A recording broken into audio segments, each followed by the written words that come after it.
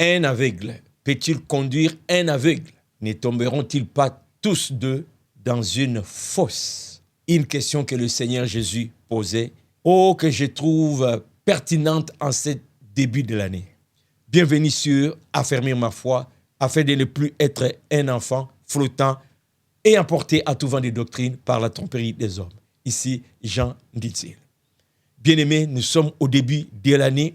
C'est le moment de réfléchir sur qu'est-ce qu'on va accomplir dans cette nouvelle année. Et ces moments de réflexion ne doivent pas nous faire oublier le passé. Il faut regarder le passé, réfléchir pour projeter l'avenir.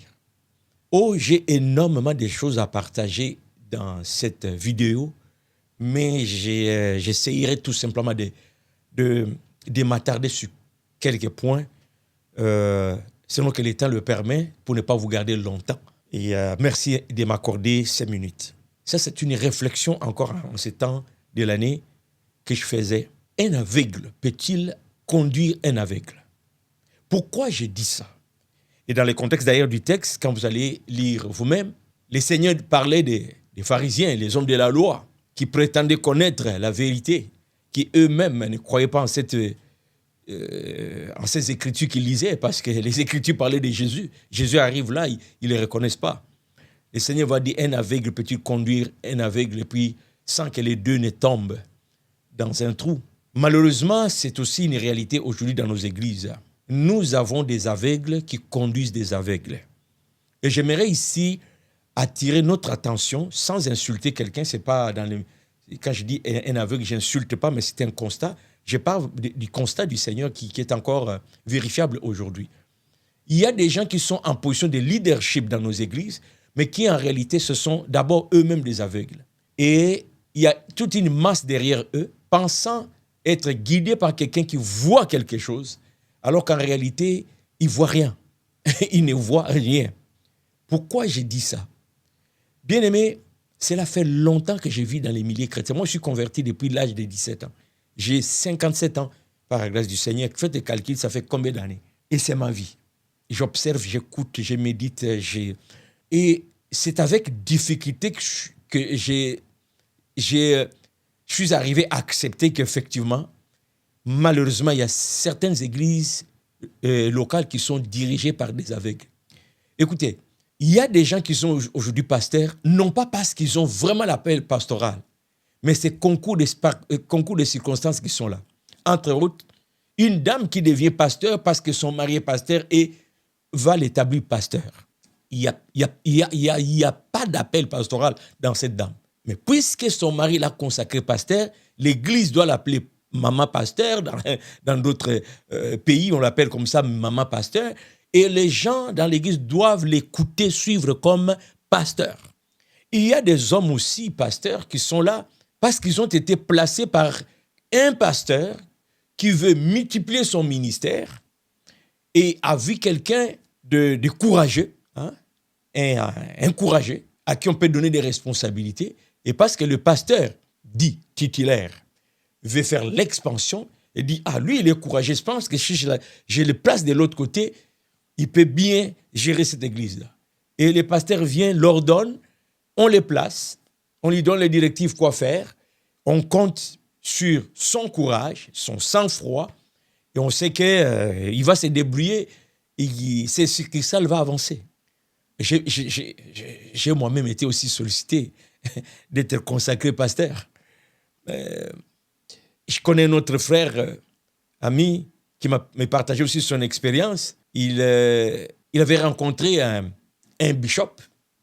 Dans leur entretien, lors de leur entretien, le bishop lui dit en anglais, I can make you a pastor. I can make you a pastor. En français, c'est je peux faire de toi un pasteur, je peux t'ordonner. Et ce bishop, il ordonne. Et d'ailleurs, aujourd'hui, il y a même des organisations, tu remplis un formulaire, tu envoies qu'est-ce qu'il demande, il t'ordonne pasteur. Il te donne peut-être quelques coups et tu deviens pasteur. Une fois que la cérémonie est faite, c'est fini, là, tout le monde doit t'appeler pasteur.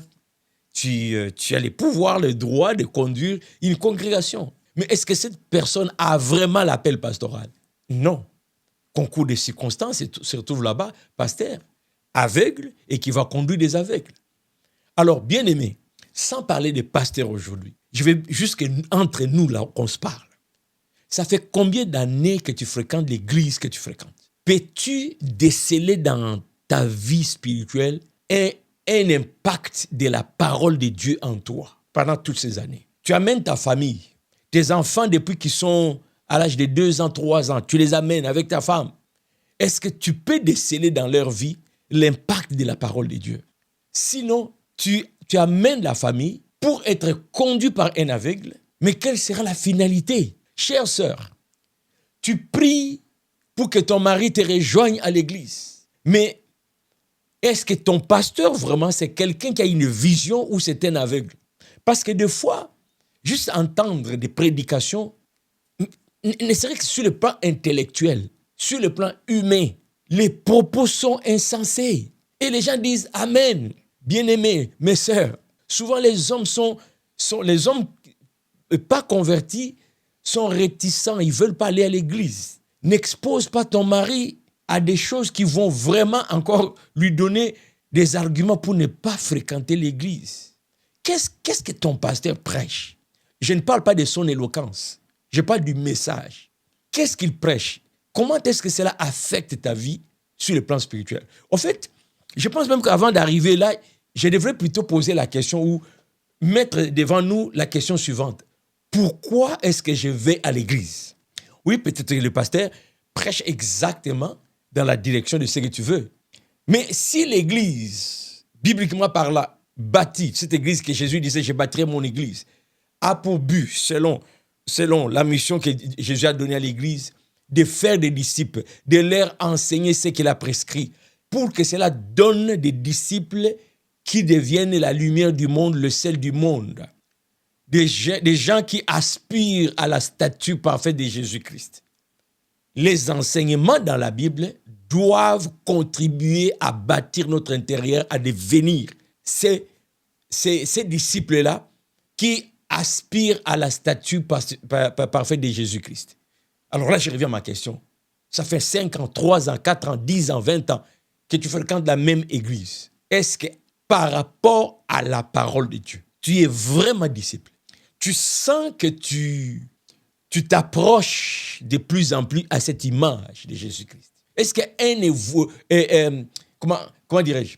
Est-ce qu'il y a une évolution palpable dans ta propre vie? Parce que des fois, nous pensons être chrétiens, c'est être fréquent dans nos activités à l'église. Et notre entourage, c'est que nous allons à l'église, donc nous sommes chrétiens. Il ne faut pas prendre ça comme paramètre. Le paramètre reste la parole de Dieu. Qu'est-ce qui change d'année en année en toi, intérieurement, comme résultat de la parole de Dieu que tu reçois dans ton église par ton pasteur? Qu'est-ce que ton pasteur t'inspire? Comment est-ce qu'il bâtit ta foi? Je dis ça parce que j'observe depuis des années et je suis arrivé à comprendre que les pasteurs, donc les leaders, peuvent nous affecter, peuvent nous influencer par ce qu'ils disent, par ce qu'ils font. J'avais surpris une sœur une fois en conversation avec son ami. Elle était toute fière et disait, parlant de son pasteur, notre pasteur là, il n'y a pas deux qui s'habillent comme lui. Lui là, quand il s'habille, c'est classe. Elle était fière de comment son pasteur s'habillait. Et quand vous observez le membre de cette église, vous allez voir que ce sont des gens qui sont très tournés vers l'habillement. Est-ce que j'ai encore des minutes? J'ai énormément de choses à dire au Seigneur. Je connais une autre église où là-bas, si tu n'as pas une voiture neuve, honte à toi. Parce que leur propre pasteur, oh mais non, il faut voir dans quelle voiture roule. Et c'est ce qu'il enseigne. Et tout le monde, pour se sentir enfant de Dieu, cherche une voiture neuve. C'est pourquoi j'ai dit, un aveugle peut-il conduire des aveugles sans que les deux ne tombent dans un trou? Quel est le message de votre pasteur? Sur quoi est-ce qu'il insiste? Sur quoi est-ce qu'il martèle année après année après année après année? C'est ce que tu vas devenir. Mais est-ce que ce que tu vas devenir, c'est ce que Christ veut que tu deviennes?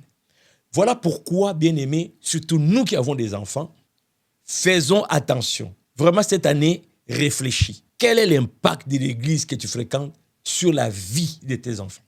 quel est l'impact de l'église que tu fréquentes sur ta vie de couple? Quel est l'impact de l'enseignement que tu entends dans cette église-là sur ta famille? Est-ce que tes enfants rayonnent? Est-ce qu'on peut voir dans tes enfants, dans ta femme, en toi-même, que vraiment l'évangile que tu as écouté semaine après semaine dans ton église est en train de faire du travail? Sinon, tu ne fais qu'amener ta famille derrière un aveugle qui est leader. Nous devons arrêter de regarder juste le col pastoral, bien-aimé. Je vous ai dit, aujourd'hui, pour que quelqu'un porte ça, d'ailleurs, même moi, je peux aller acheter ça, je mets ici, et puis, pasteur, hey, hier soir, j'étais avec mon épouse, alors qu'on relaxait, je scrolle un peu mon écran sur Facebook, je vois une dame que je connais depuis des années, consacrée pasteur. Je n'en revenais pas. Je n'en revenais pas. Je dis, ah bon? Elle a lancé son église, elle travaille avec un pasteur qui l'a ordonné, parce que j'ai un témoignage du comportement de cette dame. Comment est-ce qu'elle peut partir du comportement anti-biblique que je connais et à devenir pasteur? Donc, alors, je ne me dérange plus, je m'inquiète, je me pose plus ces questions parce que c'est fini, là. Y a plus, c'est plus sacré, ok? N'importe qui peut devenir pasteur, bishop comme il veut. Mais ma préoccupation ici, c'est les familles que nous amenons dans les églises. Je suis père de famille. Dieu m'a béni avec 3 enfants qui ont grandi, Dieu soit loué. Maintenant, chacun a pris sa direction. Ils sont devenus adultes. Mais j'essaie un peu de penser à bas âge. Quand je les ai amenés, il y a une église que j'ai amené ma famille. C'est aujourd'hui que je regarde encore, je dis, vous savez, quand on est à l'intérieur, hein, on est pris par l'ambiance, coutume, puis on ne se pose plus de questions. Hein. C'est dangereux, bien-aimé. Les enfants, ils grandissent vite. Quand mon fils m'a dit qu'il quittait la maison pour aller chez lui, je pensais qu'il blaguait. Parce que je le voyais encore longtemps à la maison. Ils grandissent vite. Et ce qu'ils entendent à l'église, si ça ne transforme pas leur cœur, les jours où ils auront l'âge de dire non, ils vont dire non et ils prendront une autre voie. Ça serait malheureux qu'on amène l'enfant à l'église depuis l'âge de 2 ans. Il arrive à 15, 16, 17 ans, 18 ans, 20 ans. L'évangile n'a jamais transformé son cœur. Ce n'est pas toujours parce que l'enfant n'écoutait pas. Mais dans bien des cas, c'est parce qu'on ne prêche pas l'évangile. Ce n'est pas la parole de Dieu qui est prêchée. Dans le fond, ce n'est pas la parole de Dieu. Parce que celui qui est en avant vise autre chose que bâtir l'église de Jésus. Vise autre chose que former les disciples. Vous avez juste à écouter ces enseignements, vous allez vous rendre compte. Bien aimé, ce matin, j'ai vu une publication d'un pasteur que je connais. Le texte qu'il a écrit ce matin, dans le contenu, c'est ce qu'il a écrit toute l'année passée, c'est ce qu'il écrivait il y a 2 ans. Je ne veux pas trop dévoiler ici qu'est-ce qu'il a écrit, mais il n'y avait rien qui peut transformer le cœur de quelqu'un. Juste un exemple simple. Dieu va vous bénir cette année. Prenons ça. Si pendant 52 semaines, donc 52 dimanches, on ne fait répéter que ça, mais dit d'une autre façon, Dieu va te bénir, Dieu va te bénir. Pouvons-nous nous convenir ici qu'une telle parole, même si on criait au micro, ne peut jamais transformer le cœur d'un pécheur? Non, entre nous là. Tu entends là quelqu'un qui te dit, il est pasteur, ton pasteur te dit, Dieu va te bénir cette année. Dieu va te bénir aujourd'hui. Dieu va te bénir cette semaine. Comment est-ce que cette parole éclaire l'état de ton cœur devant Dieu? Rien. Tu es dans une position d'attente, de recevoir. Tu n'es pas dans une position de réfléchir, de te voir. Alors, bien-aimé, quand vos enfants reviennent de l'école de dimanche, prenez le temps à la maison. Posez la question, qu'est-ce que vous avez entendu? Essayez de voir ça dimanche après dimanche après dimanche. Qu'est-ce qu'ils entendent? Parce que là, nous faisons la même chose avec l'école. L'école, on laisse nos enfants partir à l'école et les garderies, ce sont les enseignants qui vont les éduquer, qui vont les instruire. Nous, on est très occupés, on doit travailler, chercher l'argent. À l'église, la même chose. On arrive là, les codim vont s'occuper de nos enfants, la jeunesse va s'occuper de nos enfants. Nous, on va donner la dîme, les offrandes. On rentre à la maison, on est content, on était à l'église. Mais vous n'examinez jamais s'il y a une évolution dans le cœur de vos enfants. Vous vous contentez seulement du fait que et le papa, et la maman, et les enfants étaient dans la maison du Seigneur. Bien-aimés, ce n'est pas étonnant de voir que quand on visite certaines familles chrétiennes, et ça c'est... Il y a un pasteur que j'écoutais la semaine passée qui a mentionné ça. Et ce pasteur il vit dans un autre pays, je ne le connais pas, juste une vidéo comme ça, et je suis tout à fait d'accord avec lui. Il dit il est rare d'entrer dans une famille dite chrétienne et de sentir dans cette famille, il a dit ça en anglais, it's a godly family. It's a godly family. Je ne sais pas si je trouverai les vrais mots en français. Il dit, c'est comme s'il disait, oui, c'est une famille chrétienne, mais tu entres là-dedans, tu vas vraiment les voir en dehors de l'église. Tu ne sens pas que c'est une famille chrétienne. Et ça, c'est la réalité de beaucoup de couples, de foyers. Les enfants impliqués dans l'équipe des louanges, impliqués dans le protocole, les enfants sont impliqués à l'église, ils sont là. Mais une fois qu'ils ont terminé ces services, il n'y a rien de chrétien en eux. Pourquoi? Pour moi, ça c'est un signe, ou un des signes, que cette église est dirigée par un aveugle. Il ne sait pas où il va. Puisqu'il ne sait pas où est-ce qu'il va, il ne peut pas enseigner ce que Jésus veut qu'on enseigne. C'est lui qui sait que Jésus veut qu'on fasse de nos enfants, de nos maris, de nos épouses, de nos amis, des disciples. L'enseignement ou les enseignements sont déjà dans la Bible. Il va enseigner la vérité de la parole de Dieu. Il ne va pas venir avec des histoires. Non. De plus en plus, là, dans nos églises, on raconte plus des histoires qui animent les gens. Il y a des pasteurs qui deviennent quasiment des comédiens, faire rire les gens, aller chercher les amen, aller chercher du bruit, les acclamations. Mais à la fin, là, vous demandez à quelqu'un qui vient de sortir de l'église, il dit, comment ça a été? La réponse est que oh, c'était magnifique. C'est tout. Pas différent avec celui qui sort d'une salle de spectacle. Hein. C'était magnifique. En ce début de l'année, bien-aimé, réfléchis. Arrête de faire juste rituel. Il faut analyser pour voir s'il y a un impact. Je termine avec cette réflexion inspirée de cette question que le Seigneur avait posée à ses disciples. Que disent les gens que je suis? Vous savez? Et après, il pose la question à ses disciples. Et vous, qui dites-vous que je suis? Je vois dans cette question, le Seigneur, je lui fais un arrêt d'abord. Là, écoutez, il était avec ses disciples. Il n'était pas en train de faire le ministère, juste pose la question. C'est comme s'il disait, OK, nous avons prêché, nous avons été dans tel coin. OK, depuis qu'on travaille là, depuis que j'annonce, depuis que je parle et j'enseigne, quelle idée se font-ils de moi? Comment est-ce qu'ils reçoivent mon message? Qu'est-ce qu'ils en font? Qu'est-ce qu'ils croient? Les apôtres ont répondu. Et après avoir donné ces différentes réponses qu'ils ont entendues, les gens, le Seigneur tourne vers eux. Vous travaillez avec moi, vous êtes avec moi chaque jour. J'aimerais aussi savoir, vous là, vous qui êtes avec moi au quotidien, que dites-vous de moi? Chers frères, nous devons nous arrêter et nous poser des questions. En fait, cette église, ça fait 5 ans, ça fait 10 ans que je suis là-dedans. Pourquoi je suis entré là? Où suis-je par rapport aux raisons qui m'avaient amené à l'église? Quand je dis raison, moi j'amène ça à la vraie raison. Je ne vais pas dans toutes les raisons. Il y en a qui vont chercher des femmes, il y en a qui vont chercher des maris, il y en a qui vont pour la guérison, il y en a qui vont pour la solitude. Moi, je parle ici de l'Église qui doit former les disciples, le corps du Christ que Jésus vient de chercher.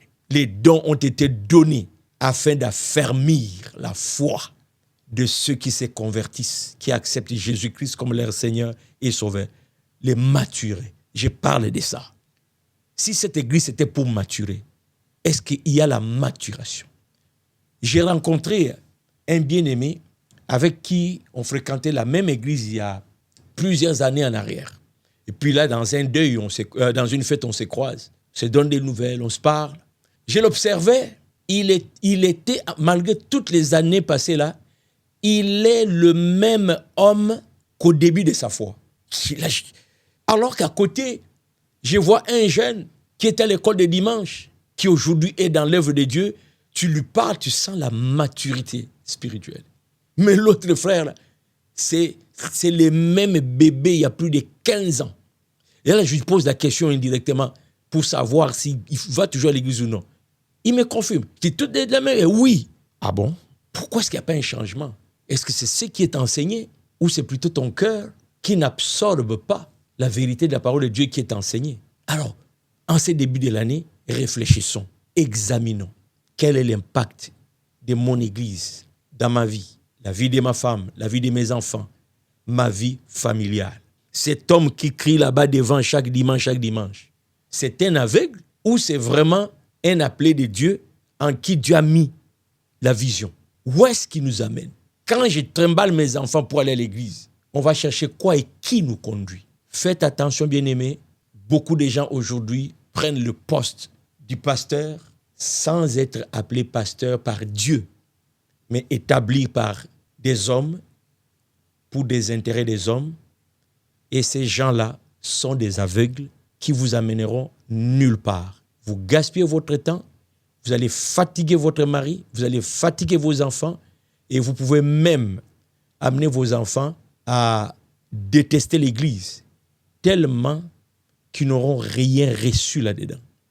Et les jours où ils auront l'âge de dire non, ils vous diront non.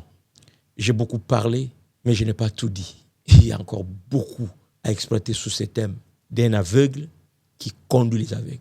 Mais le peu que j'ai partagé, j'ai pris que le Saint-Esprit vous aide à comprendre, surtout ceux qui sont des parents qui entraînent leurs enfants dans cette voie. Il faut bien préparer leur cœur. Il faut qu'ils reçoivent vraiment la parole de Dieu. Sinon, ils vont dégoûter l'Église et ça sera une proie pour les diables à cause de nous-mêmes. Parce qu'à la maison, nous ne faisons rien. Si je peux me permettre rapidement en terminant, j'ai béni le Seigneur pour le travail que j'ai fait avec mon épouse, chez nous, avec nos enfants. Bien-aimés, ne me considérez pas comme un orgueilleux. Je partage pour vous dire que c'est faisable. Et comme disait un autre frère en Christ qui dit, si tu ne peux pas dire aux gens, suivez-moi comme je suis Christ, alors il ne faut pas enseigner. J'ai expérimenté la parole de Dieu dans ma famille.